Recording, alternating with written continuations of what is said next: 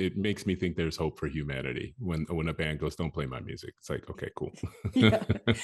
Speaking of, I think Jeff Luce, Hmm. one of his albums was Twisted Sister's Stay Hungry. And Hmm. I think Twisted Sister is one of those bands that said you can't play our music at your, at your Yeah, rallies. yeah. And Twisted Sister was never a band I took seriously. I remember the "We're Not Going to Take It" song, and it's got a great like beat and all that stuff. But I never took it seriously until I saw that suggestion. I was like, "Twisted Sister, come on, dude!" And then I started listening to it, and they are a band that they're singing about stuff. Do you know what I mean? I'm just thinking about Dee Snider and the whole sort of like almost cartoonish presentation that he had, which was, most of the bands were doing that back in the 80s. But like, I was like, oh, they're kind of serious and singing about serious stuff. So I'm gonna sort of dip back into Little Twisted Sister just to see what I missed, obviously. Oh, yeah, it 100%. I had the same reaction that you did of, okay, we Yeah, were in grade school or whenever, and this yeah, came out, and it was yeah. they had the guy from Animal House in the video, Oh very yeah, camp. Yeah, yeah, yeah. the I pledge forgot. pin. And Yeah. yeah, and again, I know, we're not going to take it and a couple of other singles from the album, but Hmm. I have to say, this may come as a shock once again, out there doing yard work, this time with a leaf blower.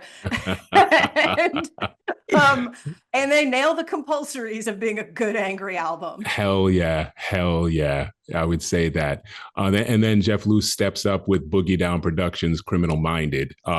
That is an iconic hip hop album. KRS-One is probably the number one original angry MC. He predated a lot of these guys like Public Enemy, who we mentioned in our breakdown.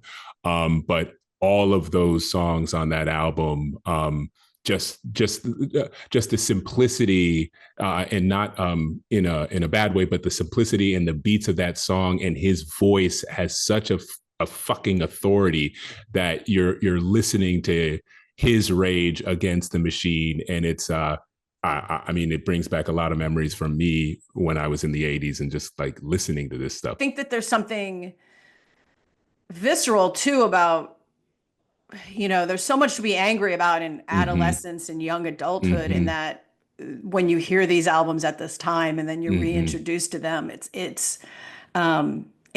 brings it all back, but Yeah.